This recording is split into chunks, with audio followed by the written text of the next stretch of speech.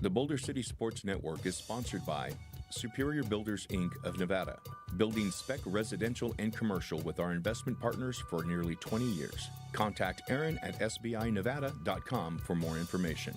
And the I&I Music and Podcast Studio. If you're interested in using the studio, you can contact Dawn at iandimusic.studio. And EV Park, revenue-generating charging stations for apartments, hotels, offices, and short-term rentals. Contact sales at evpark.com to find out how your property can generate a new income stream. Okay, welcome back, Eagle Nation. This is the Coach's Show. I want to apologize for some technical difficulties there in our late start here in the studio. Live with Boulder City head coach Bubba Mariani and special guest tonight, assistant coach and BCHS school counselor Brian Bradshaw. Thanks for being here, Brian. Bubba. Hello. We are going to revisit last week's battle against Moapa Valley, look ahead to our game against Meadows, and finish off with a fun segment, little surprise for the coaches. So, guys, let's jump right into homecoming last week. We give you a couple stats here. We lost the game 44-8. They ran the ball pretty good on us, 101 yards, 3 touchdowns. When you look back at the Moapa game, what kind of stands out as the biggest turning point to either one of you? Honestly, for me, it was the first game all year that we didn't play good, and I think we've gotten accustomed to us executing and doing a lot of little things correctly. And it's the first time that we kind of had some breakdowns, and those happen throughout the year. We just happen to do ours against the best team in the Southern 3A division. You know what I mean? I think the kids were ready for the game, and it was just kind of an off night. It was one of those things that even at the end of the game, I told the kids I was off. I didn't call a good game. You know what I mean? It was just not a good night for the Eagles. Yeah. Feel the same way, Brian? I do. I agree with Coach Bubba that we were definitely ready to play, and it was good to see that. But we were just a little flat, at the start of the game. And I think we got better as the game went on, but at the same time, we made some mistakes that really cost at the end. Yeah. Yeah, oftentimes you've said bend, don't break on the defense. Do you feel like we maybe broke? I don't know. There's a couple long plays there. There was a couple long plays. We kind of didn't shift the way we had thought we were going to, at least, kind of going into the game and stuff like that. And then we didn't tackle well, and that kid ran the ball real hard. I think he was the best running back we've seen in terms of, I think the Fallon kid was pretty big, but he got out of the game pretty early. But he was fast, he was strong, he ran. Very rarely do you see a kid that has the ball in his hand that he is going to score a touchdown or hurt somebody along the way. You know what I mean? And that's a tough kid to play against, and if you aren't tackling perfectly, I don't care who you are, you're going to bounce off a kid like that. And they had a couple runs that just kind of bounced off our guys, and we were going at him, but he wanted it, and that's a learning thing for us. We kind of talked about it on Monday of they played with reckless abandon. They played with no, thought for their own safety. You know what I mean? Yeah. And that's what a good football player does.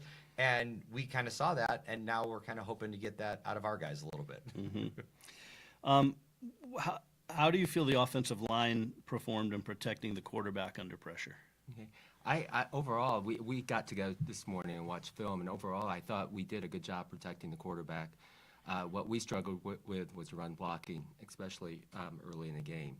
We didn't really get a good push up front, but I don't think we allowed a quarterback sack all game, which was a goal that we always have. Mm-hmm. And but overall, I thought the pass blocking was pretty good. And one of the things that we kind of learned after the game that we kind of put out there is that definitely hurt us offensively is we didn't realize that we have a tell. So one of our kids, and I'm not going to throw him under the bus or throw him under the truck, if you will, that he does something different when it's a run and it's a pass. And when you play a team like Moapa, they've got a million guys that are watching film, and they've got guys that are specifically looking for that stuff. So early on, the kids came off and told us that they were yelling blue or green, blue if it was a pass, green if it was a run, and we couldn't figure out how they knew what the heck we were doing. and then figured it out after that's what it was. So it's kind of hard trying to go all in on something when they've got a mirror behind your cards, Now that you mention it, it seemed like that a lot of the pass plays were just red. It's Yeah. like they kind of knew. Yeah, It's just and- they dropped guys back and there Right, was and nowhere like to go. when you watch the film and you really see kind of what happened to us when we ran run plays, they had 5 guys in the box, 4 linemen and 1 linebacker. But on a run play, as soon as the ball was snapped, they had everybody else sprinting in there to stop it. Same thing on the pass plays. Now everybody's dropping back. The linemen aren't even really rushing; they're just kind of dropping to get back in the throwing lanes. So we were kind of up against the 8 ball and didn't even realize it. But we have fixed that. Yeah, all right, good. Let that be a lesson to you. Which players stepped up and showed leadership despite the outcome? I think really the biggest guy who played kind of through it all and just kept going high motor was Cody Ayton. I don't know if he had a great game, but because we weren't flying around, he continued to fly around and he made a bunch of tackles downfield and stuff like that, which is kind of unusual for a defensive lineman. And really looking back on the game, he's the one that really stood out to me as like it didn't matter what the score was, he was giving it 100% the whole time, and that's noticeable when you watch the game back. Yeah, him and Cam Matthews lead the team in defensive tackles, Right. I believe. And I think he has 4.5 sacks on the year. Yeah. It's pretty good. Yeah, no, and they do a good job of just kind of shielding guys off. It's not necessarily like devastating blocks the way their offense is, but they kind of turn guys, and they didn't do a good job turning Cody. And Cody also got downfield and made plays, and like he played great. He got a plays with safety. It's awesome. Oh, yeah, he did. Yeah. What are some of the bright spots that give you guys confidence heading into this week? You go first. You mean go first? Yeah. I think we've had a good week of practice. A little bit more laid back, trying to rest a little bit. But I think overall the kids are being pretty positive. In going in this week's game too, in regards to the line, I think we're learning every week, and we have improved every week. So I'm looking forward to seeing some of the things that we've worked on this week and see how that goes. And for me, it's a weird, like, bigger picture kind of thing. But, the last 3 times we've played Moapa, it's been butt kickings. You know what I mean? Where, like, you kind of go into it and you're like, oh, God, let's just survive this game. And I feel like we inched closer. And it's not a great thing it's not a great thing for the kids that went through the game and it was homecoming and all the fans that were there and stuff like that. But, like, when you take a look back and you see that we played what honestly was our worst game of the year across the board. And we really weren't that far out of it. There was a couple plays here and there early in the game that I think is a completely different outcome if we kind of do what we need to on those plays. You know what I mean? Yeah. And also we didn't quit, even though like the score looked crazy, like the kids were playing the whole game. I hear this a lot of when we're up by a lot or we're down by a lot, and why aren't we putting other kids in? Because the kids that were in were still fighting. And I kind of, like you saw at the end of the game, like even though there's no magic 30-point touchdown that we can score, we're still going to do our stuff and we're still going to try and do whatever. And the kids didn't stop fighting, which again is a huge thing for us. Yeah, it's really been the theme of the season, I think, it's just the fight. What's if there's one single biggest lesson you take from the Moapa game, what would it be? I think for me, and I kind of brought it up to the kids again on Monday, they're still bigger, faster, stronger than us. That's the goal that we've got to get to. And that was kind of the whole thing in the off season. That's why we're still lifting and doing like the, conditioning and speed stuff on Tuesdays for the kids. Like that stuff you can't just put it away for 3 months during the season. You have to keep working it, and that's, once we get to a point where we're just as strong as them, just as fast as them, I think we've got just as good football players as them, and it kind of showed where we're at. And we've closed that, like I said, we've closed that distance. It's not the guys getting pushed around like it's been in the past. we were doing some of the pushing. There was plays here and there where like they're hitting us and we're knocking them down that we haven't seen in the past. And it's a mindset thing, it's a strength thing, and we're getting closer. Like that's huge for us. Yeah, and I think we know we can compete. Right. And we did compete at times during that game, a lot more than we have in the past. So Confidence. Yeah. Okay, great. So I meant to start with this. I wanted to get to know you a little bit, Coach Bradshaw. I totally kind of skipped this segment, went to the next one, but can I ask you a couple of things about you, starting with, where you're from and how did you make your way to Boulder City High School? okay. I'm actually from Illinois, believe it or not. Wow. And, I only tried to hire people from Illinois. That's because right. we try and keep it there. We're gonna weed out these West Coast You guys people know and each kinda other? just work it. So I grew up in a small community in Illinois. My family were farmers, believe it or not, and so that's where I grew up. And then I went to college at Eastern Illinois University, and from there I did my student teaching in a town called Tuscola, which is pretty much a football powerhouse back in 2A, and that's pretty much where I started my coaching career, especially in football. And I've always coached the offensive line, believe it or not. I was a quarterback in high school, and when I took that student teaching job, the head coach came to me and said, "Hey, we have a line opening. Would you like to take that?" And I was a varsity line coach my first year out, and I've really never looked back. Well, as a quarterback, it probably helps to know the O-line. It You got a does. front, It does. front row seat to it. Absolutely. Yes. That's great. So how did you get to Boulder City High School?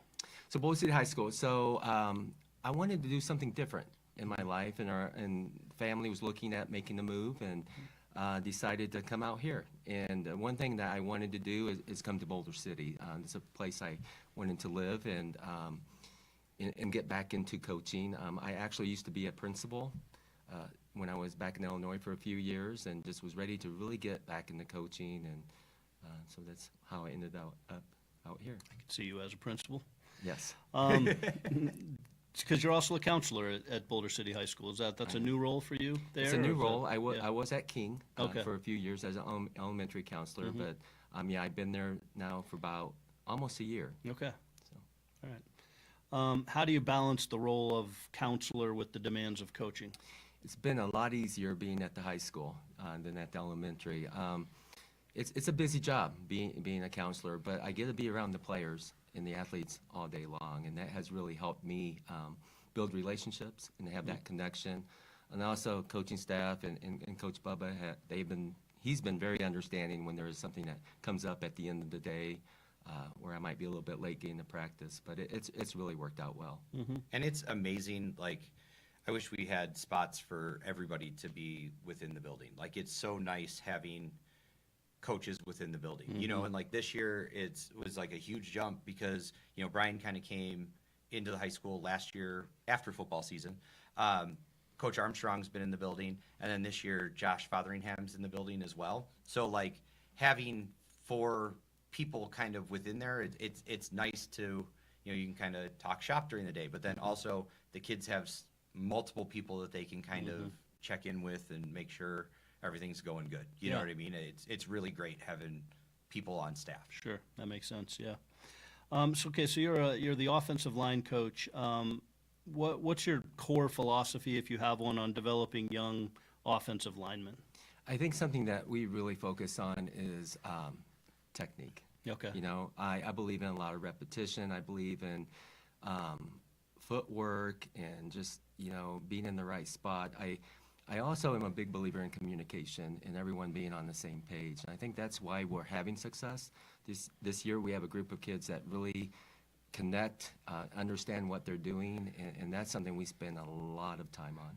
Like if you watch the game and like when we break the huddle and we're up there, and there's like a lot of times we're up there for a long time, there are a ton of calls going on with the offensive linemen. And like Trey kind of takes charge of that as the center, but they're all communicating with each other, and there's something every play that it's really impressive when you get the opportunity to kind of hear it live in a game. Is not so much in practice, but like you could hear it from the sidelines, and it's like I always kind of think like that's cool. Well, today at the JV game, I heard the coach yell, call out your blocks, Right. and that's the first time I've kind of heard that. But I guess that's what Bubba's talking about. Is there's just always somebody, I'm getting him, or you're And picking up him. He's done a good job of like, there's a lot of different ways we can block one play. You know what I mean? Yeah. And like so it kind of gives us that benefit of it doesn't matter how the defensive line lines up. We've got a call and we can do it, and they kind of, Trey will call it, they echo it, and they get it done. Yeah, I'd have to say this group of offensive linemen, they seem to have a better understanding of their role and of the game because they can do different things, and not all the time does that happen. So. Yeah. Do you have a mix of younger and older on the offensive line, or is it mostly older? Or? It's a mix, but really we only have one player back on that offensive line from last year, Okay. and really anybody that has any experience playing the offensive line, because we took a couple of our defensive linemen and moved them to the offensive line. So it's a very inexperienced group of kids, but they are very green and wanting to learn. So that's that's what has helped us as well. And the thing that like is impressive with what Brian's done with the offensive line every year is kind of the first year we had a line. Like we showed up and there were 5 kids that we were like, that's clearly our line. And then last year with injuries and moving kids around, like he's kind of had to like playing with different pieces all the time.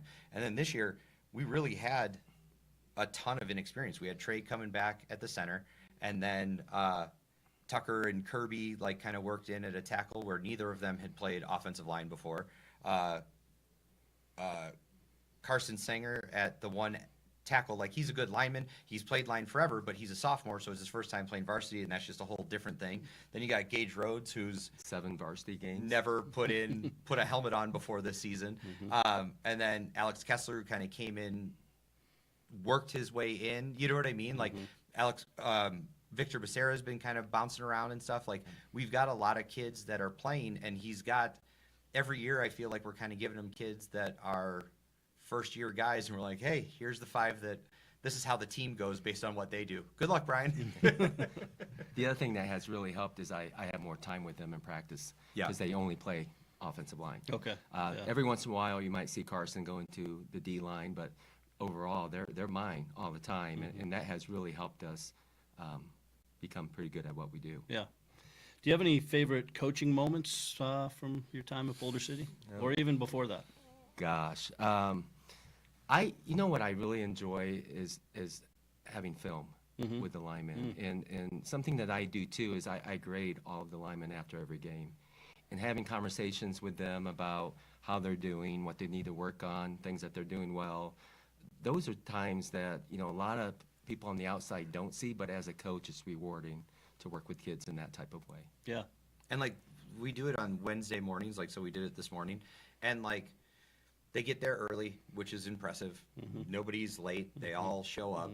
He brings donuts, so I think that's part of what helps. makes them. But they critique each other, and not in like a crappy way. You know what I mean? Yeah. Like it really is a brotherhood where they will say like, well, you should have tried it this way, blah, blah, blah. You know what I mean? Like Yeah, it's constructive. It's a great group of kids, and like, it's funny, like the more you're around them, like you see the kids kind of like take on like Brian's demeanor with stuff. You know what I mean? And Yeah. it's just that group works so well together. It's good. So, Coach Bradshaw, you also coach the girls basketball team. I do. Got the season coming up. Are you getting ready for that? Yeah, that's already started. Oh, really? We have intramurals going on right now for those students, for the players that are not in a fall sport, and it's going pretty well. We, unlike with the offensive line, we have almost everyone back. Okay. For girls basketball, so we really have high hopes this year, and expectations are pretty high. Good. See you wearing your Lady Yeah, Eagle yeah, shirt we're today. representing. Okay. We're representing. Very good. Okay, great. Well, thanks for doing that. Oh, I also wanted to ask you. I see you at the Bears practices a lot too. So you're helping with the younger kids down there, I think, on the line as well. Yeah, tell me about that. I do. I am helping with the 8th grade team. Try to get there as much as I can. I have a stepson that is playing. He's in the 8th grade, and so that's helped, with me helping him, but also helping the team. And I know that group of kids pretty well. Being their counselor at King, and just, with my stepson being their age. So, but it's rewarding, working with them and knowing that they're going to be in high school playing for us someday. So, Yeah. but it's busy, as Been, you try- know. been trying to get him to do it for 2 years, Yeah. but then all of a sudden Max plays and now he's out there. That's right. Yeah, that's how it is. I get it. Okay, great. Well, it's great to have that introduction. Let's turn our attention to Meadows. This Friday night, we go on the road to Meadows to get back on the winning side of things. Meadows is 2-4. Says here that they bring a very heavy passing attack, averaging 268 yards per game passing. Not sure if that's true or not, but strong line, ball control. What are you seeing when you look at film on Meadows? They are, to me, the perfect team to play after Moapa. Okay. You know what I mean? They're young. I don't know. I shouldn't say they're young. They've got a small team. They don't have a JV, so they've got 25 kids on their team, on their roster. And they've kind of got freshmen through sophomores, which kind of is where we're at as well. But it's good for us to come and play them. They kind of do a lot of things that we're good at stopping or going against. You know what I mean? So I'm hoping to get some confidence back with what we're doing. This is the perfect thing to it's that little in between before then we get into Virgin and Pahrump and the playoffs, and it's very intense the rest of the way out. Okay, we need this one, little breather. Yeah, Feel the same way? I think they're a little bit different to prepare for because they do a little bit different things on defense. I don't know how they're going to line up. Right. So it'll be a good challenge for our line just to adjust on game day and blocking and doing things like that. But Yeah. the other thing that concerns me a little bit, they have some big plays. They have made some big plays, so we'll have to. Well, that's what my next question is. They seem to pass a lot. Is that what you saw? I mean, Yeah, are they a yeah, passing team? And I've watched multiple film where you see him run like 1 out of every 10 plays. You know what I mean? And also this is a huge game because I think we've got a pretty good secondary, and we really haven't had the chance to really have them shine. They've played fine, but they haven't really been the stars. You know what I mean? And I think also with our pass rush this week, that's going to be tough for them. I still think we've got one of the best defensive lines around.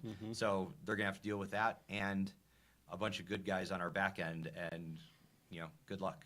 that usually adds up to good things. Where do you see matchup advantages in the trenches? I think we're definitely a better line going into this game, and I think that's also going to be a place where we're going to excel. But I think we can pass the ball on them. I think that we can get the running game back going again. Looking at doing some different things with Asa at quarterback, and the line's excited about that. Good. Do you have any players do you expect to have breakout performances this Friday?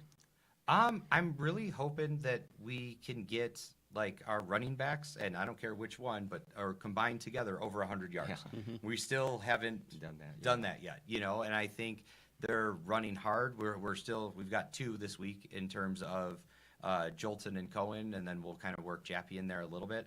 But we want to be able to run the ball, and I think we're going to get Josh Miller and Axel Campbell in a little bit more, and hopefully get them some touches and see what they can do. And I'm excited for what we're going to do this week. Yeah. What's your message to the team heading into Friday night? We're back on track. Yeah. It's Reset. kind of having it, and we were just talking it's a long season. Yeah. And us doing 10 games like we do, and we start when we do, there's a lot of built up to the Moapa stuff, and it is every year. Kind of no matter when you play them in the season, there is a huge build up that week, and it's over. We didn't win. Oh well. But now we've got 3 more games. And we kind of broke it down that we're still kind of the masters of our own destiny. We've got 3 games that if we can win 3 games, we finish second. If we can win 2 games, we finish third. You know what I mean? Yeah. And that's a huge thing going into the playoffs. And it's, what happened last week, it's over. You know what I mean? Pretty much as soon as you get into the locker room, hey, there's nothing we can do about that. Now we got to start planning for the next one, because now these all really matter. And I think this is a good game to kind of get us back on track, kind of get everybody back on the same page, because I don't care who you are, you lose to Moapa, it's very easy to start pointing fingers, and we saw a little bit of that this week, a little bit more than we have, and we need to get rolling because we're only good if we're a team. You know, if that's been kind of the separation for us this year is we've played as a team on both sides of the ball, and both sides have supported each other. And if we can continue doing that, the sky's kind of the limit, and we can go pretty far. If we can't get back to that, then we end the season with 4 wins, and we did what we did. You know what I mean? Sure. Do you have a message for your O-line heading into Friday? I think we just want to get back on the field. Mhm, You know, yeah. and I'll make the comment about basketball season. A lot of times in basketball season, you may play 2 consecutive nights. So it's good to get right back there, and that's what we need. We were hoping this week would go by fast Yeah. because I think Yeah. that's what we need. And, Yeah. and I think we'll have 100 yards in rushing. So that's our goal, and I want to really get the running game established this week. Awesome. Yeah, starts on the O-line, I guess, Yep. with that. Yeah, that's great. Okay, so that's the away game against Meadows. All right, that's all I have this week. I do have a special segment here for you guys. I was able to get in touch with we're going to call this questions from the cheerleaders. Okay. All right, so I ran into a bunch Which of. cheerleaders are we talking? This are we is talking- the JV cheerleaders. Okay, Yep, I have because some of their I know names. and- some of both group, and there's definitely different questions. Yep. Depending on which ones are asking. Okay, go for it. All right, so these should be pretty fun for both of you, or either one of you. Courtney wants to know, why do you run through them and not around them? Well, we do a little bit of both, Courtney. We want our big guys to run through them. We want our little guys to run around them. Okay, Jasmine, how do you know the difference between offense and defense? Oh, my goodness. Well, okay, Jesse.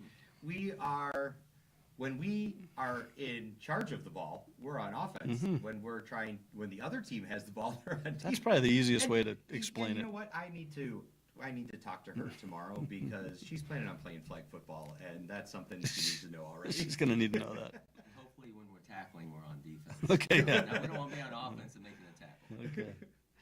Okay. Megan, which might be my daughter Megan who slipped this one in there, but why can you only choose certain numbers based on your position? That is a good question that we get a lot of crap about because we get kids that want to be whatever number, but it's not what they play.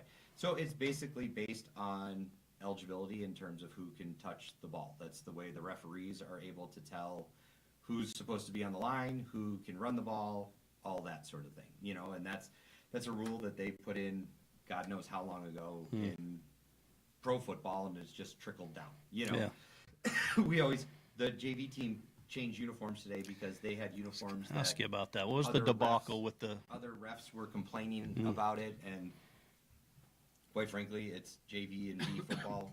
Who cares? Yeah. You know what I mean? It's the same thing with like the Pee Wee stuff. Like, it is what it is, you know. But like, it's funny because every year we have to have this conversation with multiple kids that are like, I want to be number 5, and I'm like, you're a tackle. You can't be number 5. And like, and I know that to so many of them, they think that I am this horrible person because we are like not letting them do what they want to do, and it's not me being a jerk. It's the rule.